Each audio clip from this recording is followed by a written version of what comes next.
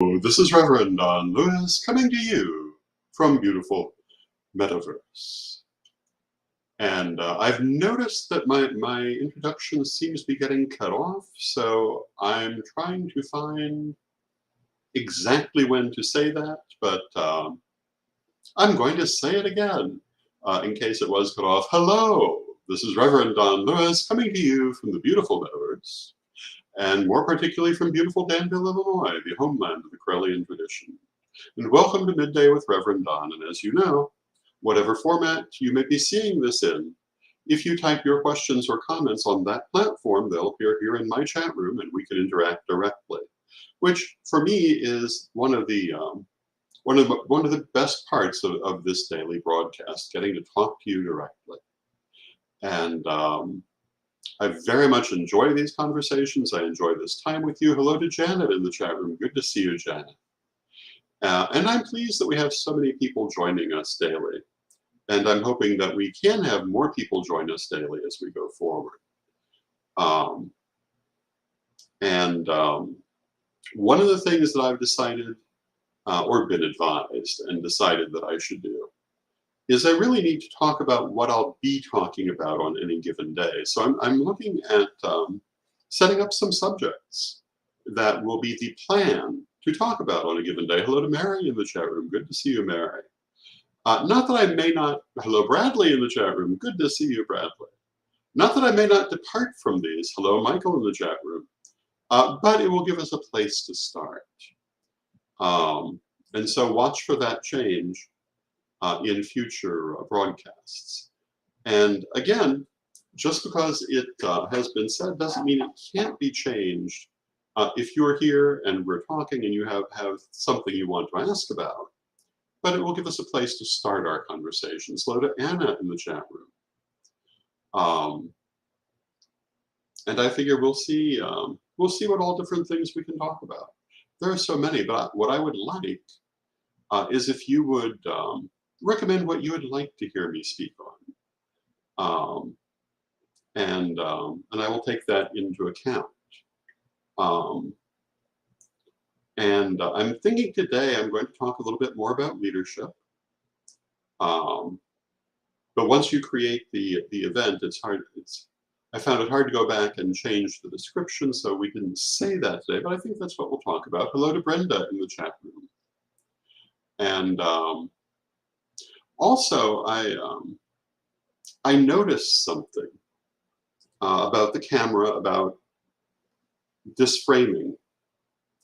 And that is, I normally wear my rings more likely on my left hand. And the reason for that is that left is the psychic side, it's the receptive side, it's the goddess side. So more often than not, that's where I'm wearing rings. But I've noticed in these broadcasts, it's my right hand you actually see more often than not. So I've decided I should start wearing more rings on my right hand if I'm going to do it. So watch for more rings on the right hand. Now, Brenda has suggested how to connect to your personal spirits as a subject. And so I am going to write that down. And it will be the subject of one of our broadcasts this week.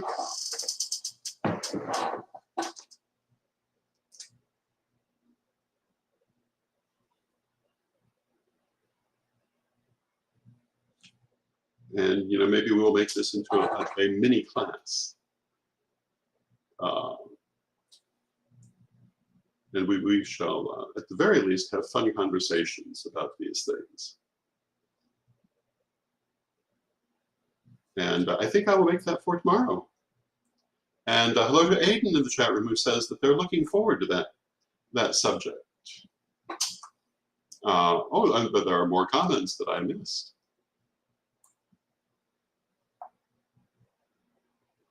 Thank you, Brenda.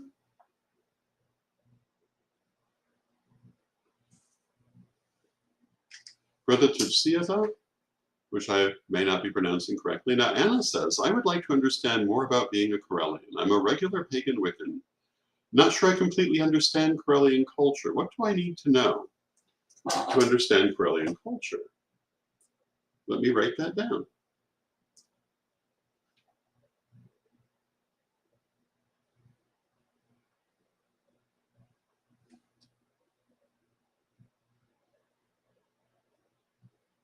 And I suppose that's an important question, um, and one that a subject that wouldn't have occurred to me simply because it's so second nature to me. But yes, we'll absolutely put that in. Maybe we'll do that on Wednesday. And Brenda says I did pronounce the name correctly. Thank you, Brenda. Um,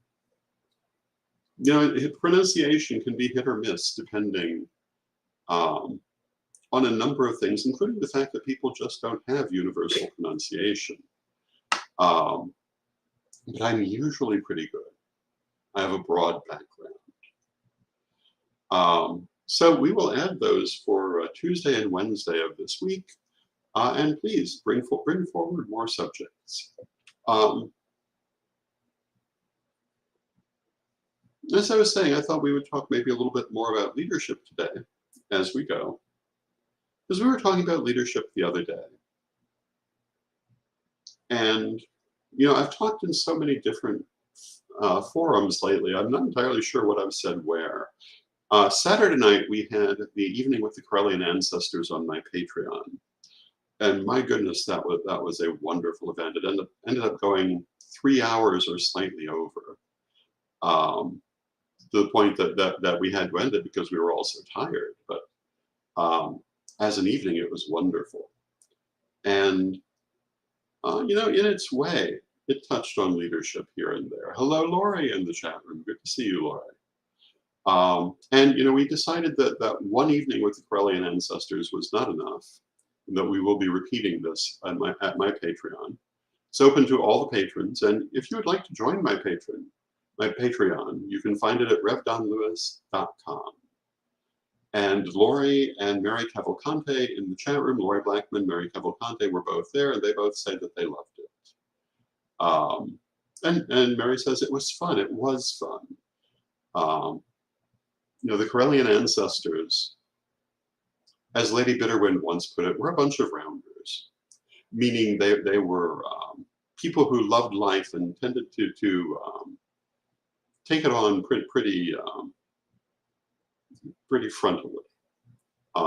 They had some adventures, and we talked about a lot of them, including my grandmother's 3 husbands, my sister's unfortunate death, some interesting rituals that happened over the years. And Aiden says, I unfortunately missed the night with the ancestors. Is there any chance the recording will be available on Patreon or elsewhere? We did record it. It's not available just yet, but I think I will make it available on Patreon. And only for the patrons. But since Aiden is on my Patreon, yes, you should be able to see it fairly soon. I have to process the video because I don't know if anyone knows what I'm about to say, but when you record something on Zoom, it records very large. So I have to go through a process of changing the size before I can use it easily. Bradley says, I love the story where the door kept opening. And I'm not going to tell you the whole story right now, but I may have mentioned it on this broadcast before, but there was a ritual that we did once. The Corel Mother Temple at the home of Lady Bitterwind. And it had more physical manifestation than is normal for us. We are not physical mediums. We don't usually have that happen. It has occasionally happened. This is not the only incident, but it's not normal for us. But in this instance, as we were setting up for the ritual, the door kept opening despite the fact it was securely latched and there was no strong wind that day. But it kept opening, and we understood this to be the ancestors announcing their entrance, something they did not normally do. There was, however, a person with us that day in the form of my late wife, who came from a different background that did involve a little more physical manifestation, which might be possibly why that was happening that day, or maybe it was just the subject of that ritual, which was unusually important. It got told that night because well, all right, I guess I have to tell it, or it doesn't make any sense. But we're setting up the altar for the ritual, which was to bring the family property back to the family, which close to 40 years later has not happened yet, but that doesn't mean it won't. And as we're doing this, the door opens, and Lady Crystal said, it's probably the wind, but just in case, welcome, spirit. And when it closed the door, and we came back to setting up the altar, and the door opens again. And Lady Crystal says, welcome, spirit. Goes, closes the door, says, if that door opens again, it's going to have my attention. Came back, we continue setting things up, the door opens again. Now it's got all of our attention. And Lady Crystal says, welcome, spirit. And at this point, we're very conscious of how much energy is in this ritual, even though it's not begun yet. And so Lady Crystal went and closed the door, came back to the altar, and we hear knock at the door. And we all look at each other. Lady Crystal goes to open the door, and there's no one there physically. So she says, welcome, spirit, closes the door. And my late wife, who was a medium, as most of us in the room were, said that spirit was too young to open the door herself. And we believe that spirit was my late sister, Linda, who died at the age of 4, and my wife's late daughter, Tiana, who also died at the age of 4, and that they were together. And for a time, they were often seen together. One of the bigger physical manifestations we've had, because again, it's not what we do. There certainly have been more remarkable physical manifestations in the history of the world, but for us, that was unusually large. Usually what happens for us is, a photo may fall, which when you're working with spirits has meaning. Some other things will happen, but usually, because we never look for physical manifestations, it's not how things came to us, but that day it did. And Brenda says, dang. That's how we felt. It really got our attention. And it's never lost my attention. And it's interesting, not one person who was in that room in that ritual is still living but me. Which is, I've talked before about how it's kind of a sobering thing to realize you're the last one standing of that generation. Well, I beg your pardon, Lady Crystal is still living. But of the temple members, no one is living. Hopefully that was not a sign. But Lady Crystal is actually doing quite well. And I'm sure she'll be with us for several more years. So Lady Crystal and I are the only two still standing. But it's still sobering. Lady Bitterwind is gone. My late wife is gone. Even Mary Ruffett is gone now. And she was here for so long. But on the other hand, I was also the youngest person in the room. And so it's Lady Crystal and I. 44 years in as First Priesthood, still standing, not going anywhere.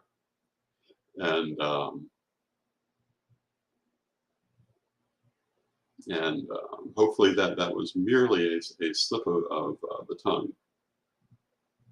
But there we are. And the office of First Priesthood is held for life. It cannot be resigned.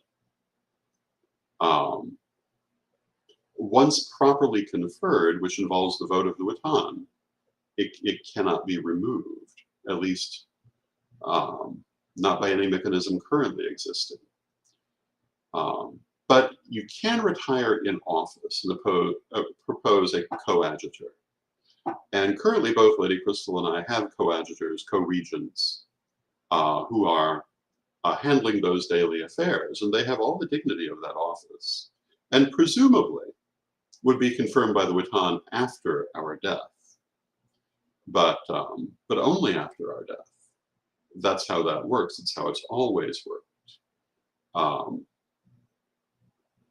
And without the vote of the Witan, it really cannot be considered to be official or authentic. only in the sense of being a co-regent, because the first priesthood have the right to simply appoint a co-regent, but the successor must be voted upon. I'm aware that there are those who seek to change that, but I recognize no such changes, and I am hopeful the Witan itself will recognize no such changes, because as a fundamental right of the Witan, it's vitally important that they retain it.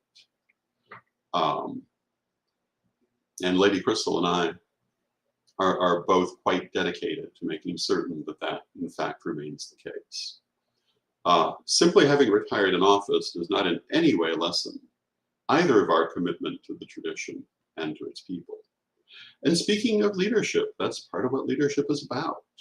It's not about your own ego. It's not about enjoyment, although you can really enjoy your office. But it's not why you're there. You're there for duty. You're there to serve the people who look to you. It's not, certainly not to stroke your ego and to preen. And I've said before, the reason the Corellian state robes get heavier as you go is to remind you that these are heavy offices that carry heavy responsibility, not just privileges to stroke your ego. And the first priesthood properly wear the heaviest robes of all. And it should be that way. Should not be getting easier as you go. As we stand now, the outer court have the least obligation to robes, but they also have the least obligations. They're there because they have chosen this as their path, their religion to identify with, either exclusively or as one of many. And the simplicity of their garb reflects that. The priesthood have progressively heavier robes, showing that they have heavier responsibilities and reminding them of those responsibilities. And I know that some people feel the robes are not entirely comfortable, but honestly, the offices should not be entirely comfortable either. You should always feel the responsibility. I always felt the responsibility. And when I designed those robes, and the vast majority I designed, I never forgot that. It's part of what I wanted them to reflect. And, future generations may change them. They may feel that it's too complex, it's too heavy, whatever. That's their business. But why they are as they are now is that I felt they needed to reflect the heaviness of the responsibilities you're taking on. When you become high priesthood, you take on a lot of responsibilities, even if you're not running a temple. Far more than a first degree could ever be expected to hold, at least in and of itself. Now, that first degree may have an office with heavy responsibilities, and that's another matter, but many of those offices carry their own regalia. If you're going to be a temple head, yes, you should have more difficult regalia because you have a more difficult position and more to live up to. And, God knows if you're going to be the first priesthood, the idea that your robes are complex should be the least thing you're thinking about. It should always remind you. Oh, and hello to Lilith in the chat room. Lilith says, what's the subject? Today the subject is leadership. And right now we're talking about Corellian regalia and why it is the way it is. So recently, the United Kingdom had a coronation. And the central feature of that coronation, of course, is wearing the crown. And I think it's obvious to look at the thing that that's a heavy piece of equipment. And particularly if you consider the late Queen Elizabeth, who was not a large person, at the age of 25, wearing that crown was a thing. I believe in the fictionalized television series, The Crown, they showed her practicing wearing it because it was necessary to do so. And there's a reason for that, to remind the monarch of the weight of the office they're taking on. Now, of course, being Corellian priesthood is not being a monarch or anything like running the United Kingdom, with or without the constitutional quality of the monarchy. It's a priesthood, but it carries its own responsibilities. And, you know, I know because I've been told endless times that the robes can be heavy. They can be very warm in some parts of the world. They can be difficult to keep straight. And I myself sometimes had difficulty keeping all those layers in line. But again, the reason is to remind you of what you're doing. If you are a temple head, if you are an elder, if you're archpriesthood, and especially the first priesthood, you do have a lot of things to keep in line.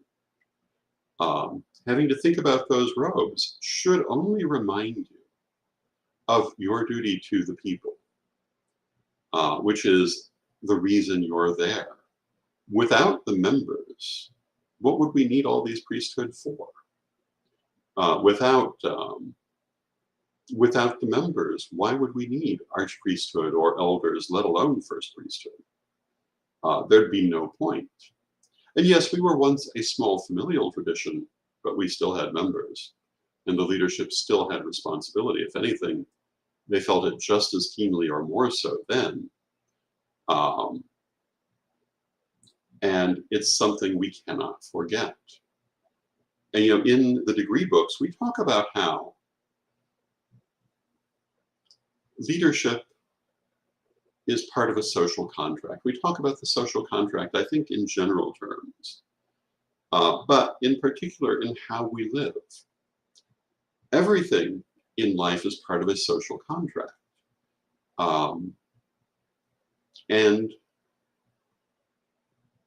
you know, this could be a whole half-hour conversation on its own, but when we talk about, for example, priesthood, people have certain expectations that come from the social contract between the priesthood of any given tradition and their members. And they expect certain things. You know, I was talking the other day, think on this broadcast, but possibly one of the other places I've been speaking, because I've been speaking in a lot of places lately, that in the 44 years that I was actively first priest on a daily basis, and the fewer number of years I was chancellor, there was never a time that I threw anyone out of this tradition or penalized them in any way for having a disagreement with me. Because my attitude, and the only acceptable attitude in my opinion, is that of course people can disagree. You don't enter an organization and give up your right to disagree with people. Working against them might be different. Doing harm certainly is a different thing, but disagreeing with someone, that's not a cause to take action against anyone. And I never did. People who remember the one-time high priest at Spiral Light Temple, which I pointed out on Saturday night, will remember that he disagreed with me on many occasions, including very publicly. And although he eventually left the tradition, he did so on his own volition, not because I threw him out, because he had the right to disagree. Now, I'll grant you, I don't feel he had the right to necessarily become publicly insulting. But privately, we could have whatever private conversations there were. That's not why you take action against people. It's not right. I'm not sure it's not even legally actionable. But anyone who you ever saw thrown out of this tradition, there have been some, either committed a criminal act, such as Waco Tohausen, or there had been almost at least several months and usually about 2 years of attempts to counsel them and bring them back to good behavior. Obviously, if they crossed into something criminal, it was another matter. And the Waco Tohausen case involved child abuse that occurred outside of the tradition, but nonetheless, Our policy on that um, then and now was that once legally accused, you were suspended of your priesthood. And if found guilty, or in this case, he pled guilty, you are expelled. No further conversation. Had he been found innocent, it would have been another matter because, that's the law. But we cannot tolerate that sort of behavior. So there was no long period of counseling. There was no counseling at all. But we've had a number of people who had one issue or another that required a long period of counseling that in some cases worked. I'm not going to name people's names other than Waco Tohausen, whose name should be mentioned.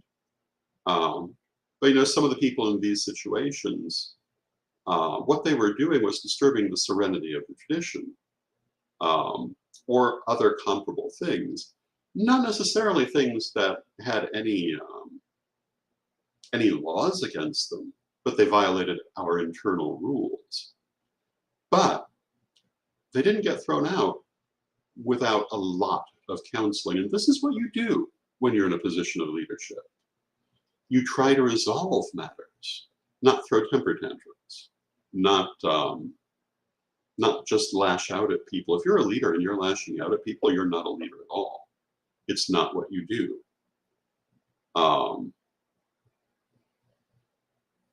You should always attempt first to find diplomatic solutions. Now, sometimes people won't respond to that. That may be different, but you try.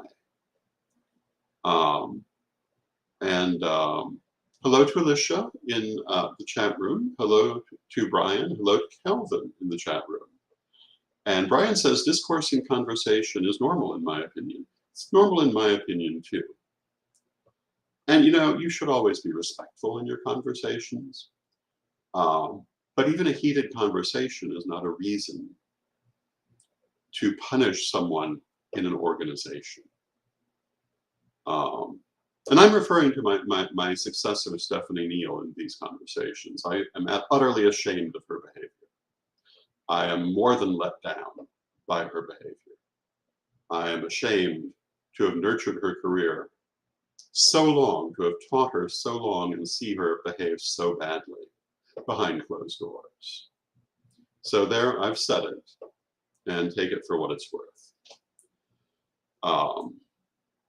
She, in my opinion, has betrayed the character of what one should bring to leadership. And I'm very disenchanted by that. I don't think I've ever felt as let down as I feel by that.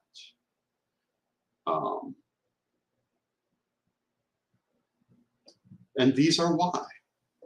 Because if you're wondering why, and Lilith says, Stephanie Leon, yes.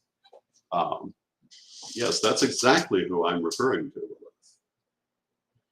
And if you ask me why, I've already told you. I feel utterly let down, utterly betrayed, to be blunt. So with that, we've come to the end of our half hour. It's a heck of a place to leave it, but I think that when you're in a position of leadership, much is expected from you. And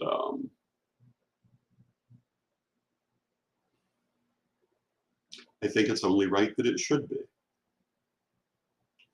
And I think that, I never objected to people who criticized things that I did.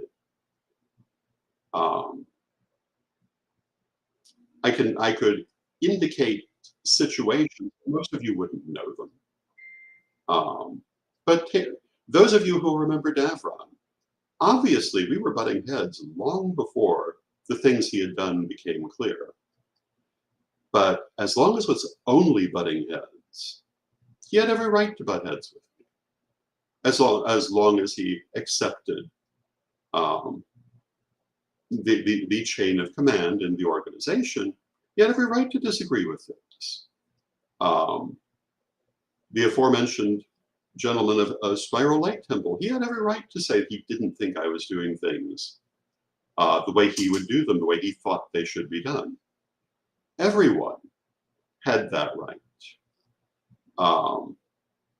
Now, there were certain other things that some of these people did that were not appropriate, not correct, but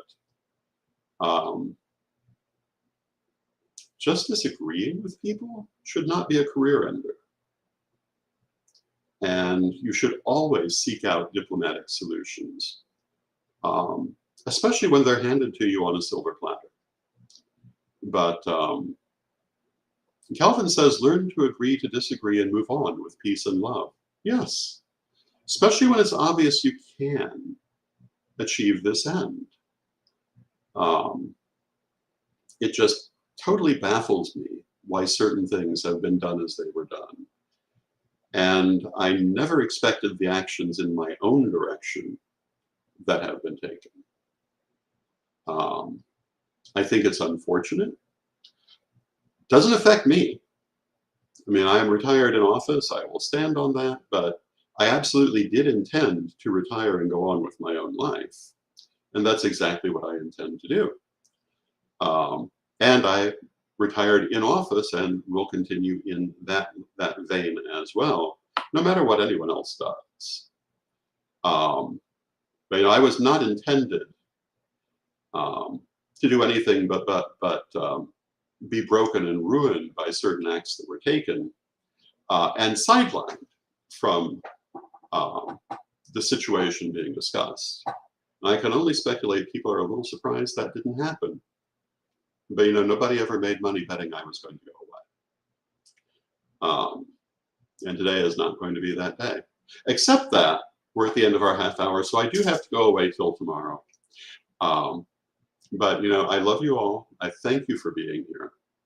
I realize I've been a little self-indulgent in some of these programs in talking about these issues, but I also feel that they actually affect all of us. Just most people have not known they're happening. And so I felt it perhaps better to go ahead and mention it. So thank you all. Have a wonderful day, and let us close with our prayer. Divine Mother Goddess, Divine Father God, beloved ancestors, we ask you to continue to be with us and to guide us as you always have. Help us to move forward in peace and love, and to resolve with love and with diplomacy difficulties that arise in our lives, and to always find the best way forward, not the most expedient way forward. Beloved ones, we thank you with great love and with respect, and may you be blessed now and always. And I thank you with great love for being here today. I look forward to seeing you tomorrow, and may you be blessed now and always.